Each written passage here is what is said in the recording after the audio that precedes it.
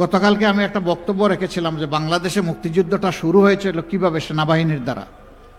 আমি বললাম কি, পত্রিকা লেখলো কি, আশ্চর্য ব্যাপার।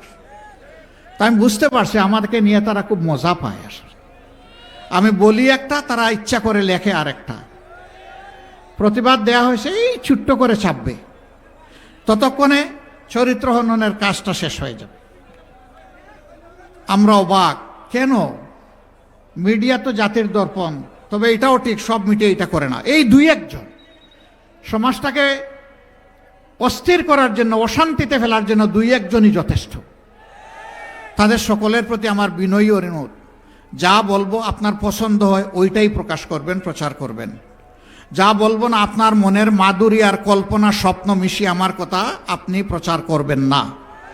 যদি এটা করেন আমার উপরে জুলুম হবে। আমার কথা পছন্দ হয় না, আপনি ফেলে দেন, কিছুই প্রচার করিয়েন না। কিন্তু প্রচার করতে হলে আমার কথাটা হুবহু আমার মতো করে প্রচার করতে হবে।